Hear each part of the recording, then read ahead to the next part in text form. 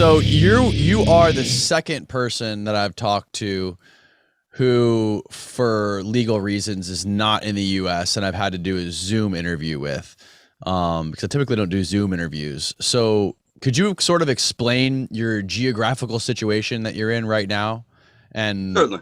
how that ties into the FBI and the alleged leaked audio that you posted? Absolutely. So after I got out of prison in 2016, over my involvement with the number of leaks and investigations into Palantir, H.B. Gary, Booz Allen Hamilton, Cambridge Analytica, firms that later went on to get caught over and over again interfering with democratic elections. Uh, about a few months after I got released, I got rearrested by the federal marshals for giving interviews to Vice and to PBS. There was no paperwork, no warrants, no Bureau of Prisons documentation, no paperwork whatsoever. I was released 5 days later after one of my publishers paid a New York law firm $10,000 to basically go to them and threaten them and say, "Hey, we're going to take us to court right now, and it's not going to look good." So they let me out after that. After that point, I announced several times publicly on Democracy Now! And on Russia Today and a few other outlets that as soon as my probation ended and I was allowed to, I would be leaving the U.S. for good. And I finally did that at the end of 2020, went to Antigua. From there on, came to the UK and found out last year when I received 6 hours of secretly recorded audio made by Val Brokesmith, who is the son of a Deutsche Bank executive who supposedly killed himself back in 2015. One of several Deutsche Bank executives who just had that real cluster of suicides all of a sudden at that time. Found out from him, or from these recordings he had made, of a meeting that he had with the FBI at the LA office in the very end of 2020, that I was again a target, as it were, and that was further verified when I was arrested for my involvement in this protest against expanded police powers against protesters. When I was arrested last year on the canal boat that I live in with my fiance, arrested, brought to the Metropolitan Police Station, and overheard one of the Metropolitan officers, one of the arresting officers, telling one of the desk clerks that this is the guy at the FBI that they want, the guy I told you about earlier. So, gleaned from that that I was in trouble and that they were going to ship me, and that turned out to be the case. They put me in an immigration's removal center the next day. There were some falsified documents that the home office put that claimed that my visa had been up after 5 months rather than 6 months. This is something that's mentioned in one of the articles that came out later. Anyway, when I got out, that's when I got the recordings of the 5 hours of audio. So between that and a few other things that came up and some other sources I can't talk about, it became pretty abundantly clear that that the FBI was back on the rampage, and I have no way of knowing, despite reporters having gone to the FBI and asked, "Hey, what are you after him for?" No way of knowing what charges they would have this time, or even if the charges are ready yet. They would be sealed, presumably. I also have no way of knowing to what extent me releasing that 6 hours of audio that makes some of the FBI agents in question look very, very bad, whether that might have caused them to back off.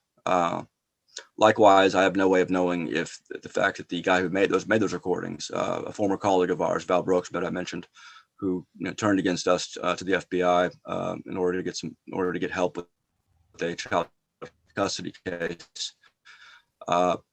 I have no way of knowing if his unusual death a month and a half ago and the I have no way of knowing if my book release in January that they are very well familiar with, I don't know if that's going to scare them off further, or the fact that there's a screenplay. But bottom line is, I've been in the UK. I've been splitting my time between London, where my girlfriend and I have a canal boat that we live in, and her mother's house here in Bournemouth. So bottom line is that the FBI wants another fight, and they've got one. So, what would happen if you came to the U.S. right now? Would anything happen if you landed in the U.S. tomorrow? Would you be in trouble immediately? What would happen? What do you think would happen? It seemed from what happened with last year with the whole immigration with the House home office and some of the documents we later got from the police in which they referred to the quote political elements unquote of my case when I was at the station and a few other things that at least as of last year I would have been escorted on a plane back to the U.S. from that immigration center. To an airport, and I would probably have been arrested right there by FBI agents waiting for me. But as it happens, I was right before they were able to put me on a plane. We were able to get declare asylum. My girlfriend Sylvia Mann, who's an activist and has been involved in this stuff before, managed to get ITN, a major London law firm, to get their top asylum lawyer, who also specializes, along with other legal entities they're working with in national security law, journalism law, and so forth. Got them involved, so they had to let me out, and so basically, the odds are now less that where I return to the U.S., I'll be arrested because I feel like they know from experience from the time they had me in prison facing 105 years, and then tried to get me to cooperate, then threatened to indict my mom, and I said go ahead, indict my mom, and then they tried to get me to plead to one of these counts of linking to documents that would have been very dangerous as a precedent for other journalists and researchers. They know how I play this, and they know that there's enough documentation from the past that would make anyone involved, any FBI agent involved, any DOJ official involved, it would make it. There would be an opportunity cost for anyone involved in another illicit prosecution of either me or anyone around me. Not the FBI, not the DOJ, individual agents. We'll think hard upon whether or not it's worth it to them to carry out whatever instructions they're getting from higher up. I'll put it that way. So actually, they might still try to arrest me. I've seen them do dumb shit before. I've seen the UK, screw up. Just in the last year and a half, I've seen them screw up some things that they could have easily handled more effectively. But I'm not going back to the U.S. to give it a try. I'm just going to see what happens from here. I do have this asylum case ongoing, and this is the perfect opportunity for me. Between that and the book release and some other projects, we have some things that will be launching in January and coming out. It's going to be increasingly difficult for any government to come after me unless they have a really strong case involving, really clear evidence. And they've never had that before. I don't see them having that in the future. So I think this would be a good time for us to rewind a little bit and just explain for the audience who is not familiar with you and your story, what is your background and how did you get started down this path? So I was been a journalist and freelancer since I was 17, 18. And started out doing a lot of nonsense copywriting. I mean, wrote anything I could to make money writing. Music reviews, women's shoe store write-ups for America Online back in the day, blah blah. Gradually was able to move on to the things I wanted to do, which included humor writing, investigative journalism. Started writing for things like The Guardian, Vanity Fair, Huffington Post, Skeptical Inquirer. I had my first book come out when I was 24. Other outlets, got columns, so forth. But by about 2008, 2009, really, I had become very disenchanted with the press.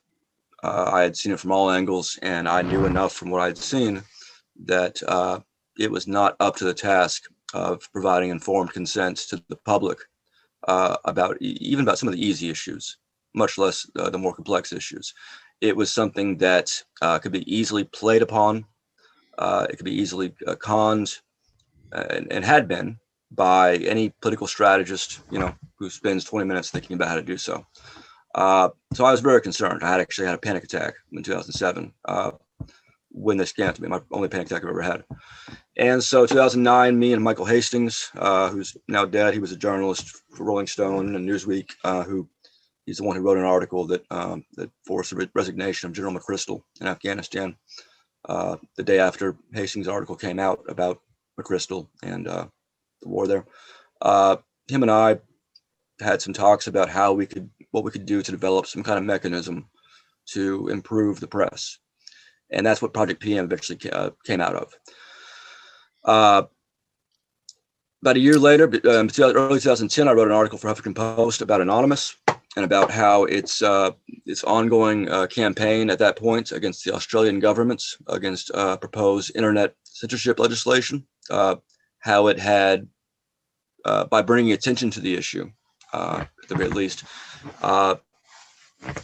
had served as sort of a model, a proof of concept for how emergent, non-institutional, non-state groups of committed ideological actors could and would gradually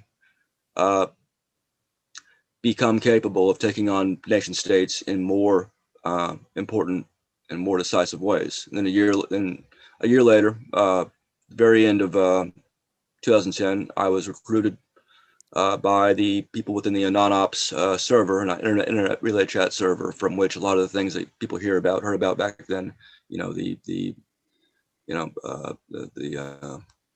the attacks in defense of WikiLeaks and Assange, the attacks involving Tunisian governments, all the other stuff that happened in the next couple of years. Most of that was centered in that server, which had about 80, 90 people, and about, I would say, a dozen people who were consistently in charge. One of those became me. So was brought in because the Tunisian revolution had begun. There were people involved in the Tunisian revolution, both in the country of Tunisia and Tunisian exiles in Germany and UK, who were in this group. And then there was the rest of us, and we were able to, first of all, bring attention to in the West to the fact that the revolution was occurring, because prior to January 1st, there was zero articles, zero knowledge that there was anything going on in Tunisia or that it would matter. We were able to, with Michael Hastings' help, make sure that the press understood this correctly and did not view it incorrectly as a fundamentalist Islamic revolution, but that this was an actual secular democratic revolution by which democracy could be achieved. And then some of the hackers and some of the other specialists there, we were able to provide other means of assistance to the revolutionaries in Tunisia. And within about 2 weeks, one of the main guys in there, Slim Amanou, he's known as Slim 404 on Twitter. In general, he is a incredible person. He was arrested for several days by the Tunisian authorities under the Ben Ali regime, and then a few days later, he was released around the time that Ben Ali fled the country. And then a few weeks later, he joined the provisional government in Tunisia, the democratic government, and then later resigned over protest over something. But short version was that with the Tunisians and the other allies brought in from around the world to counter the Tunisian authorities, to engage in cyber attacks against the Tunisian police apparatus, and to provide other forms of assistance. That was a proof of concept right there. It showed that, yeah, a lot could be done if we have the right people, just like the CIA, just like anything else. If we have the right people and we're working together properly, and we have, and if we're willing to risk whatever to do it, then we can oftentimes do it. And that's where the Arab Spring came from. Wasn't successful in other countries, of course, but it did lead to, Morocco, for instance, King of Morocco, getting scared and providing some new reforms, some new rights to people there. It helped in many ways. Anyway, from there on, about a month after this is February 2011, we discovered there's a Financial Times article that came out in which a former Navy intelligence figure and longtime intelligence contractor named Aaron Barr bragged about having infiltrated the AnonOps server and identified our leaders and so forth. And the next day, several of the hackers, they told me they're about to go in to his company, take over his servers, steal all their documents, get his notes on us and everything else. And so I got ready to deal with the press on that. And from that's how we discovered that HB Gary, Palantir, In-Game Systems, and Barrett, these four companies, had been set up with the help of the Obama DOJ to provide what amounted to a clandestine black ops service to private entities, like for instance, the U.S. Chamber of Commerce and Bank of America. So that's the Team Themis scandal. People want to look up the Team Themis scandal, they'll be able to get a better sense. This was a thing that it was in the news for about a month. Every major outlet covered it. Congress started to investigate all of this, and then that investigation was shut down, oddly enough, by a Republican committee chairman, which is interesting because this was a scandal that involved, again, the Obama DOJ. It's very unusual for a Republican to want to shut down an investigation into something like that. That was a real scandal. Unlike the Fast and Furious stuff and a few others, that was a real scandal. The reason they shut it down is because this is a bipartisan issue. The intermixing of the misuse of intelligence agencies, all these things were bipartisan. There are very few people in Congress or the Senate or any administration, from Obama to Trump to Biden, who have any real problem with these things occurring. It's the bipartisan consensus. So anyway, I went to prison. So what you're talking about is private intelligence contractors. Is that often in league? Yes, often in league with their counterparts at the NSA, DOJ, FBI, and so forth, as they were in this case and as they have in other cases. And so some of the things I went on to investigate involve private intelligence contractors, but creating products for clients in the Pentagon, in the CIA, or Kingdom of Bahrain, or Kingdom of Saudi Arabia, other illicit dictatorships, and everybody just winking at it, everybody letting it happen. More to the point, I'm talking about disinformation methodologies, technologies that were being developed to that point that later on became very decisive and have still been decisive in helping to destroy the ability of the public to really understand what's going on at a given point. Social networking bots, the mass proliferation of AI-supported fake people online, by which to, and everyone's heard of the simple versions of this, the Russian troll bots and all that, that's as well as Saudi Arabia. Yeah, and that's cheap off the shelf stuff, and it was actually used a lot more in Latin America before it was used in the U.S. These Twitter bots that just go and help to create, the illusion of consensus. Some of the early research, anyway.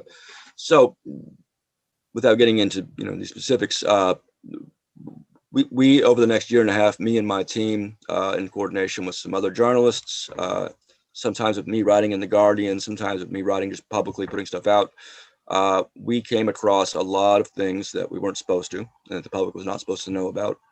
And to some extent, the press paid attention. To some extent, they forgot pretty quickly. And the FBI was within a few weeks of our first discoveries of these DOJ associated illicit programs to target journalists, to target WikiLeaks, to target labor unions, to target us using criminal methods that would be crimes if we did them. Within a few weeks, the FBI had acquired a secret grand jury investigation against me, secret grand jury warrants to see all my communications, blah, blah, and started deploying some not so secret FBI cooperators and assets that went after me and my family, loved ones, all other volunteers, exposed us in some cases to extreme danger from other parties. For instance, the Zetas drug cartel, which Anonymous was up against in October of 2011. I see the expression on your face. I get. Why were they up against the Zetas drug cartel? In about October or November, October 2011, a member of Anon Veracruz, which was a sort of a cell of active Anonymous movement participants, was kidnapped by the Zetas. There's a lot we don't know about the specifics. It may have been a random thing. It probably was. Had nothing to do with him being anonymous.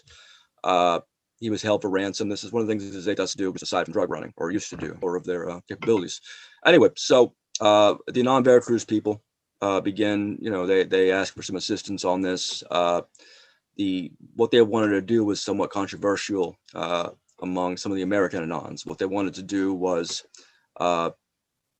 make known to the Zetas that if this guy is not released within a certain number of days, that Anon Veracruz is going to release the names of 75 Zetas affiliated police officers, cab drivers, and so forth, the kind of people that help the Zetas, cover their tracks, transport stuff, engage in kidnappings, killings.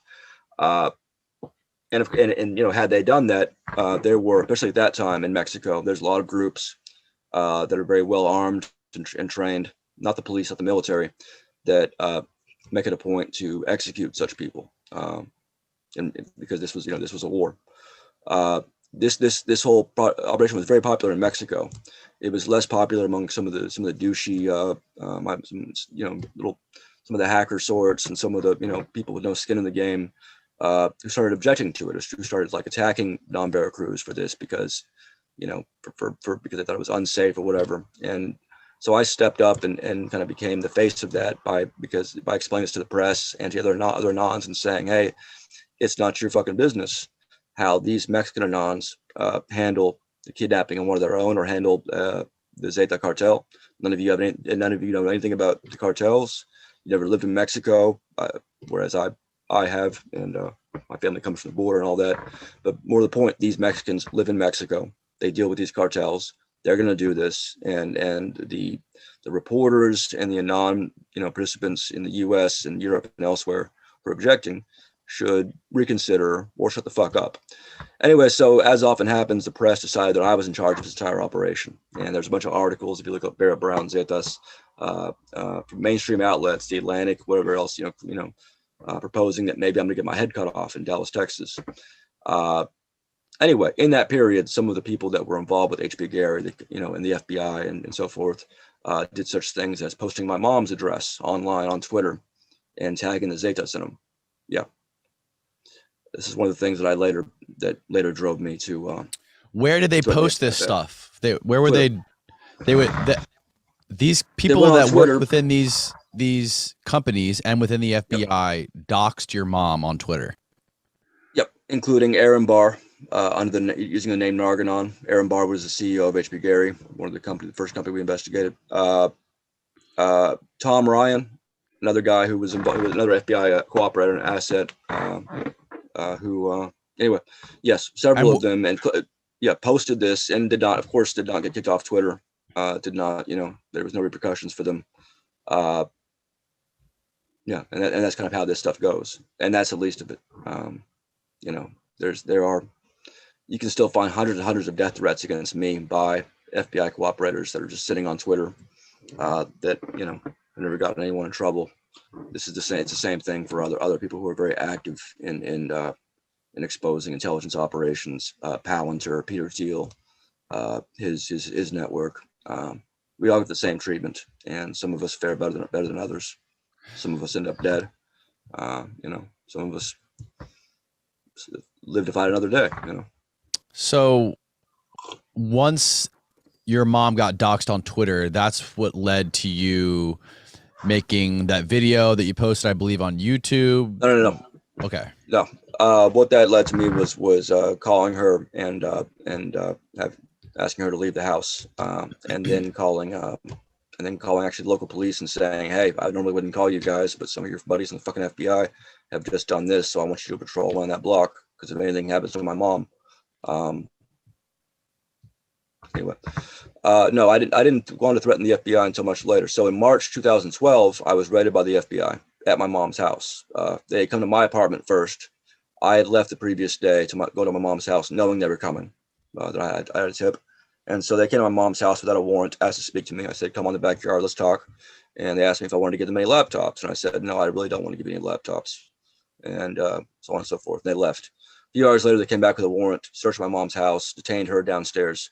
And then a few days later, the DOJ prosecutor told me through my lawyer that now my mom was going to be prosecuted as well for obstruction of justice. My mom urged me not to say anything publicly, and I didn't for that time. But over the next few months, I found more and more elements of how the FBI and certain of their friendly parties in the press, friendly reporters, some of whom work with HB Gary, Stratfor, the FBI itself, FBI cooperators, the way they had shaped things up in order to try to discredit me, discredit our research, discredit Aaron Schwartz's research, discredit the research that dozens of us had done over the last year at Palantir and so forth.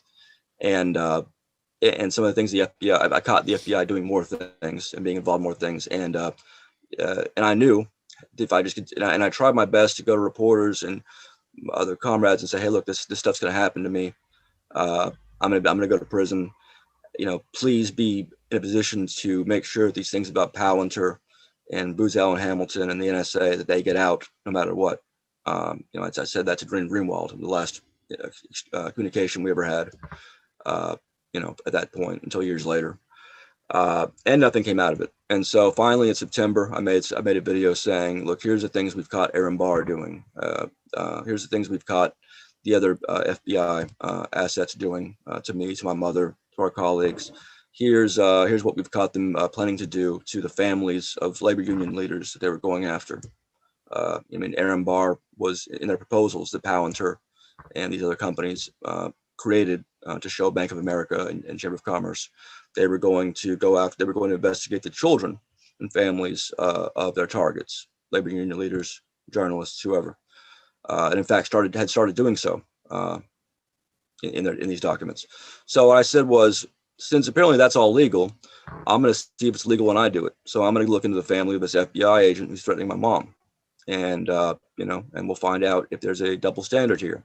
And of course there was, because I was hit by a SWAT team later that evening, and then brought in, charged with threatening a federal agent. Because I had also said that I would shoot any other FBI agents who came to my mom's house or at my house or anyone else I know. At the time, I meant it. As far as I was, nothing to lose. I know what it means to be subject to an investigation by the FBI and DOJ in cooperation with major banks and things like Palantir. And so I was more than happy to go out in a blaze of gunfire if need be. Luckily, I had no weapons in the house at the time. They were at my dad's house, and so otherwise it could have been more serious. Anyway, so they came and hit me. The SWAT team busted in, full SWAT team, brought me in. I was charged with threatening a federal agent, and then a few months later charged with the thing they had come up with to justify the original investigation, which was copying and pasting a link that had been posted in the AnonOps chat server, posted by what turned out to be Jeremy Hammond, one of the hackers involved in the Stratford hack. Me copying that link he had posted and pasting it into my chat room for Project PM for our researchers, and then asking Jeremy, what's in these, and him responding, CNC, blah blah, what turned out to be credit cards. He had posted the credit card information for subscribers of Stratford. I never used credit cards, neither did anyone else in my group. The same link had been posted publicly, and that's something that the DOJ knew. It's why they, anyway.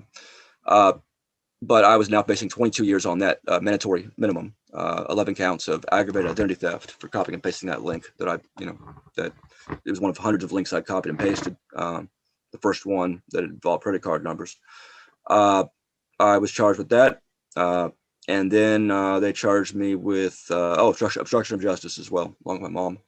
And then they made me an offer through my lawyers. They said, if you cooperate, we go to plea deal. And I told my lawyer no.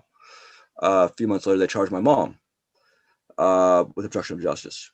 Then they made me their next final offer, which was if I pleaded just one of those 11 counts of obstruction of interference, of copying and pasting a link, I could get out right then. I'd at that point already done 2 years in jail waiting trial.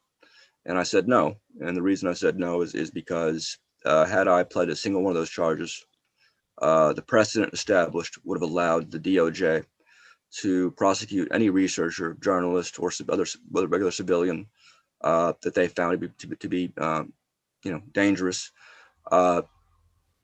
simply for copying and pasting or accessing a file that ended up containing credit card numbers, which, when you go through huge amounts of files every day, as we've been doing for a year and a half, sometimes going to happen. Later on, of course, I learned. Go ahead. No, I was going to say, didn't they originally try to put you in for over 100 years or something? I was facing 105 years total. If you stacked up all there was 17 charges altogether. There was 11 counts of aggravated identity theft. There was the one count of threatening a federal agent. There was another count of conspiracy to release protected information about a federal agent. and then obstruction of justice, and I think something else. And of course, they ended up having to drop after 2.5 years, the day after the Electronic Freedom Foundation and our were not just dangerous, but also didn't make any sense, because the aggravated identity theft charge applies to stealing government issued ID, on those grounds. And also, they had, by this point, the press, thanks to Kevin Gallagher, the guy who helped to run my legal defense, had helped to turn the tides to get the press to remember what it was that why the FBI had targeted me to begin with, because a lot of them had been confused by that point. And so by that time, 2013, 2014, I had become a cause célèbre. I had become a hero again. Even among outlets that had a couple years prior, accused me of being a fraud, of being a charlatan, accused me of making up the Zetas thing. I mean, yeah, I've seen, and that's why the press itself, the press dynamics, are the thing that since then have are most compelling to me, and the thing that me and others who've watched this happen feel that most needs to be solved. We can risk our lives, even die in the case of Aaron Swartz. The press refrains from actively discrediting us on behalf of, because they've gotten bad information knowingly or unknowingly from the state. Unless they can act like the press is supposed to act, none of it matters. No one's going to know. You see this over and over again with the Stratfor documents. There's 5 million Stratfor emails, that went to WikiLeaks, and just the first wave of the discoveries within those emails involved serious malfeasance, such as Dow Chemical hiring Stratfor to spy on the victims of the Bhopal incident in the 80s, where one of Dow Chemical's plants blew up and killed thousands of people and maimed and sickened tens of thousands of others.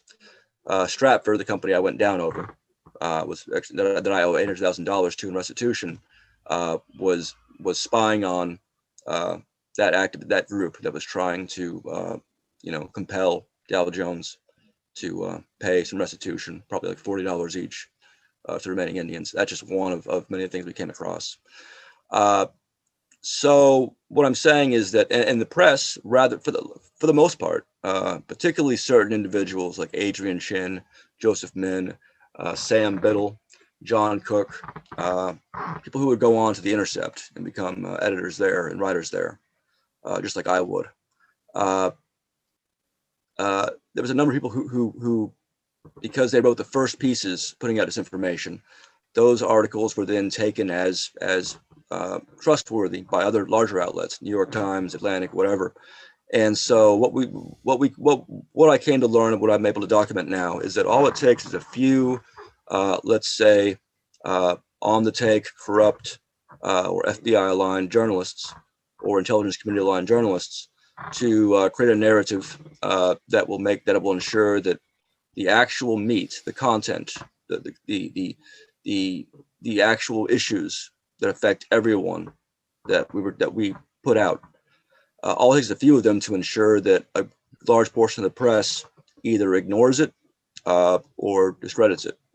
And that's what happened over and over again. And it's happened with other whistleblowers, and it'll keep happening until such time as the people in question, journalists who do that, are given a reason not to do it. And so that's kind of what a lot of our projects, long-term projects, I'm talking 10 years, starting 10 years ago, the things that'll come to fruition in January, that'll be the start of this. That'll be the start of a new era in which reporters are going to want to start getting things right, and they're definitely not want to get things. They're definitely not want to get caught, let's say, colluding with Stratfor or Palantir or HB Gary or the FBI.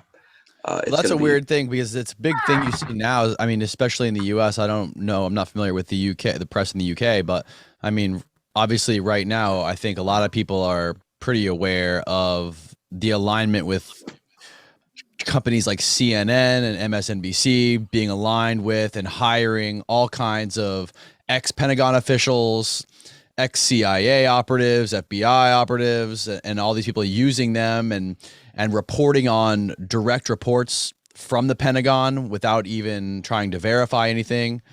And that's a lot of that's a big thing all over the world. I mean, all over the U.S. and the U.K. I mean, it's Dallas Morning News does it, New York Times does it, Wall Street Journal does it, obviously Fox News does it. MSNBC has has ex-CIA agents, and all that. Not the good kind that actually help and reveal stuff the CIA did, like John Kiriakou. right. But the kind that are still aligned to that sort of centrist fucking sort of centrist bipartisan pro status quo deal. Yeah, I mean, MSNBC is one of the worst spinners, but yeah, every single major outlet is under, to some degree or another, is manipulated, sometimes knowingly, by elements of the intelligence community, or other intelligence agencies abroad, or companies, people like Peter Thiel, Elon Musk, so forth. This has been going on. I mean, it's always been a thing. I mean, you remember the first Godfather movie, where the mob could buy off the police locally, or buy off reporters. They had friendly reporters. This has always been a thing. I think it's more of a thing now than it was, say, 25 years ago. And worse, we have less journalists who are competent or courageous than we did 25 years ago. We've got a lot of millennial types who went to Columbia University, fucking grew up in fucking Connecticut or where the fuck, and they go straight to New York Times, and they know shit about shit, and they think they know. Again, they consider themselves experts.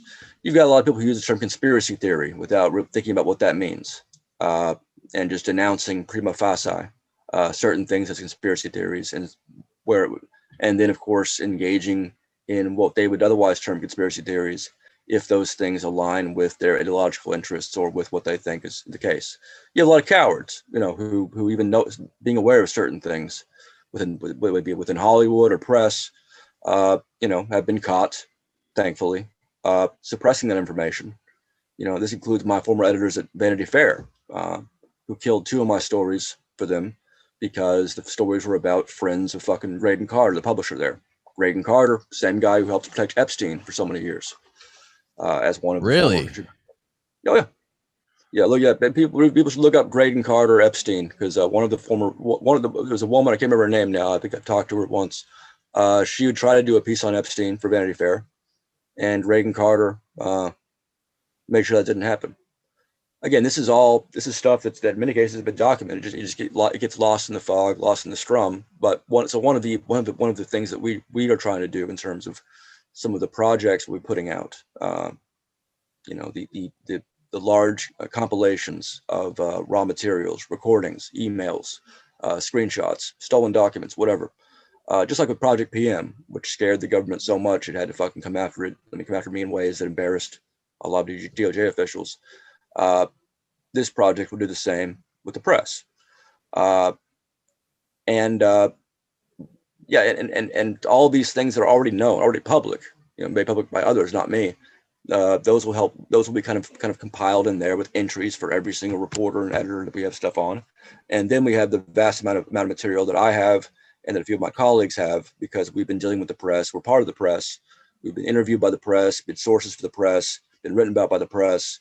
And when you do 4 years in prison and the press is writing about your case and it's very easy to find find errors, because it's about you. Right. You're the expert and you have the documentation, and so that made it a lot easier for me, my case and the coverage of me before and after, to find errors, and to find sometimes the same reporters providing 2 different contradictory versions of the same story, or to find an outlet like the New York Times, claiming in 2011 that maybe I made up a kidnapping in Mexico, and then 3 years later in an op-ed in the New York Times comparing me to Socrates. Or the New York Times, correctly detailing 2011 some of the things we found Palance are doing, and then another New York Times reporter 3 years later writing this real weird, like demonstrably false pro Palance article, and then a few months later getting hired by Google, where he's now paid more. It goes on, and it's something that the press does not regulate itself very well. It doesn't have there's no negative feedback. There's no reason, pragmatically for a reporter to be honest, courageous, to hold his colleagues to account for their mistakes and errors. And so we're going to create that mechanism, and that will be of great help to the press, I'm sure. I'm curious, what are your thoughts on the whole Epstein thing, the whole conspiracy revolving him and the French guy who just apparently killed himself in prison a couple months ago, or maybe it was less than a couple of months ago. I don't know how closely you followed that, but that's something that I noticed, especially during the trial of Ghislaine Maxwell, is that there was so little coverage of it, whether it be on Twitter or anywhere else. There was just all these smaller, more irrelevant headlines popping up that were sort of bearing the whole Ghislaine thing. Yes. What is your take on that whole situation? One of my favorite colleagues that I've dealt with on some things a few years ago, Kevin Hall, he's one of the guys at the Miami Tribune, or sort of the Miami Herald Tribune, that forced the Epstein thing back into the public eye a number of years ago, I think 2016, 2017. He's one of the ones who wrote this big article that essentially forced the DOJ to go back after Epstein, even though they didn't want to. So I've had an interest in it for quite a while, especially because, I wrote a tweet back in 2017. You know what? Never mind. I'm gonna skip off bragging. I'll just say I predicted some of this stuff coming about. But basically, the Epstein thing is the exact sort of thing that if you were to say to some average reporters, hey, I think there's a billionaire who he's hanging out with like very powerful people like Trump and Clinton, and with like major figures who've done it for years, and he has an island, and he seems to have a predilection for young girls, and was convicted, in fact, for having sex with an underage girl a number of years ago, and hangs out with Prince Andrew, and all these things, and maybe there's something there. That's the kind of thing, like, oh, that's a conspiracy theory because it involves powerful people engaging in pedophilia. There's other reporters who would be reluctant to go into it, or reluctant to even acknowledge it because they support either Clinton or Trump, both of whom were on that damn plane at different times. There's other reporters who just wouldn't understand why that's an issue. And there's a lot of reporters who, even if they did understand, and say, oh yeah, wow, you're right, this is a real thing, they would be reluctant to be the ones going out and saying, oh, billionaire pedophile network, involving intelligence community and blackmail, because that sounds silly to the average civilian who doesn't know shit about shit. It sounds silly to other journalists and reporters who think that anything, who think they just know it all, who have it all, have the world figured out. And so it was tremendous that it was great this article came out because it forced the DOJ to do this, and this. And then, of course, the same press that had, outside the Miami Herald Tribune, outside these few reporters that I deal with and who are actually courageous and competent, they fucked the whole thing up. They Epstein was convicted, he's put in jail, he's found dead.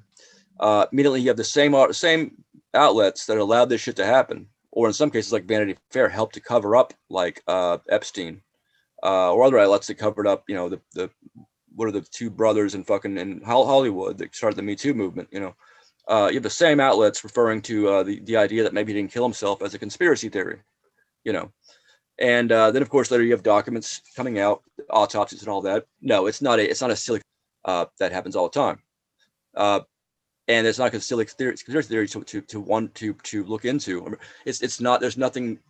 It is, in fact, a journalist's duty, if they're interested in this case and they want to write about it, to explore the idea that maybe Epstein was killed not just because another cellmate wanted him dead, but because a lot of powerful people wanted him dead.